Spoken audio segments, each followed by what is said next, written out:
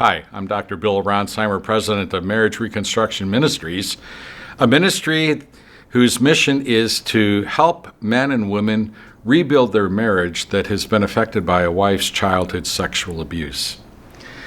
In my first teaching module, I identified 4 responses to shame. Whatever our response, as stated by Dr. Brené Brown, shame is the intensely painful feeling that we are unworthy of love and of belonging. Shame has a numbing effect. It is like an emotional Novocaine. Whereas Novocaine numbs me physically, shame numbs me emotionally. When I go to the dentist, if there's major work that's going to be done, I want that Novocaine. I want to be numb of that pain. But if I'm not careful and I haven't afterwards allowed that Novocaine to dissipate, I may be chewing my lip as I'm chewing my sandwich at lunch. In the same way that there are consequences to residual Novocaine, so there are consequences to unresolved shame. Numbness has its advantage, but this numbness will affect our relationships. I've spoken with husbands whose wives are survivors of sexual abuse, and as their wives are experiencing the shame and especially that numbness, husbands will say, "She's there, but she's not there. I can't connect with her." There are these consequences. And so in this video, I want to look at how shame can be resolved. I'm drawing from the work of Dr. Daniel Green in his book, Overcoming Guilt and Shame, which is available on Amazon. Dr. Green identifies 4 necessary connection points. We need to connect with God, we need to connect with self, we need to connect with truth, and we need to connect with a safe other.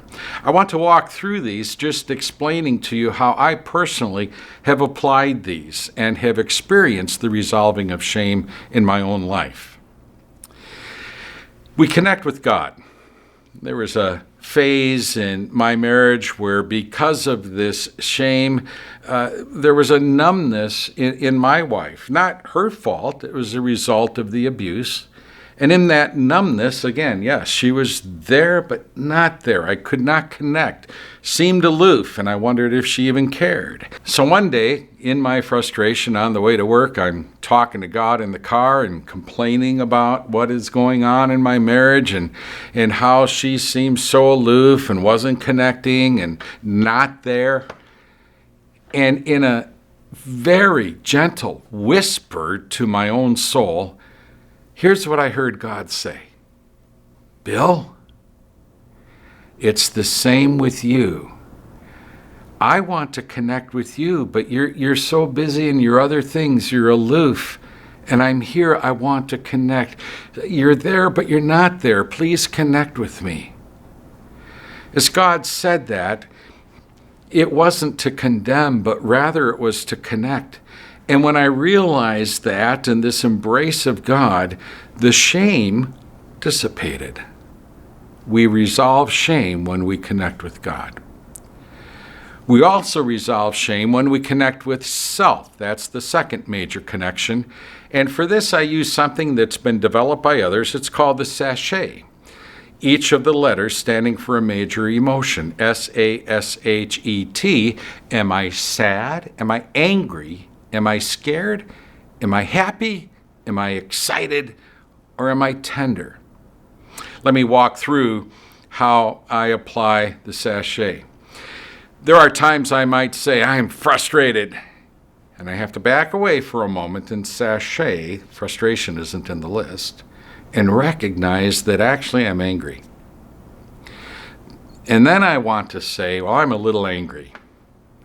But you can't be a little emotion. You're either that or not. You're angry or you're not. And I have to be honest with myself, become self-aware, and recognize I'm angry. Sometimes as I go further and drill down into that, I realize that it's not so much about the anger, but I'm scared. And I'm using anger to cover that fear, that being scared, because with anger we falsely think that we are in control when the truth is I'm scared, I feel powerless. But as I identify that, I can then deal with that and connect with myself and what is going on around me. The last emotion, am I tender? Tender can be I'm tender towards you, or it might mean I'm tender myself. A little fragile, be careful with me. As we assess ourselves, we can become self-aware and the shame will dissipate, even by connecting with ourselves. Third is a connection with truth. And for me, it's been important to connect with the truth of what are the effects of abuse and how is that influencing and invading into my spouse and into my marriage. Here's an example. Many survivors become controlling when there is change occurring. The change might be a child going off to college, it may be a job change or change in financial status.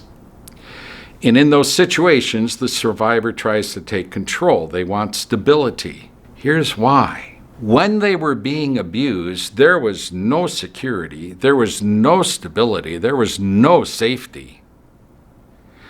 So the change that is currently occurring triggers all of the trauma that went on during the abuse. To connect with truth is to realize that my partner, my survivor spouse, through the controlling behavior is simply attempting to stabilize their world, and that makes complete sense. And at that point, I need to remember this. The controlling behavior may affect me, but it's not about me. And I can tell you that shame will dissipate as we come to that realization. And with that knowledge, I can then respond constructively in my marriage rather than react impulsively, which often leads to some negative results. Fourth, we connect with a safe other. That safe other might be a friend. I would advise that it would include a counselor, and I invite that it may even be me. There are men who, through contacting Marriage Reconstruction Ministries, have indicated to me that they would like to have some conversations. And so for many men, I have a bi-weekly or a monthly conversation where they connect with me, and in that connection are able to unload the stuff that is stored up within them. And sometimes even I'm able to help them navigate through that situation because I've been there. And that connection with me as their safe other helps to resolve their shame.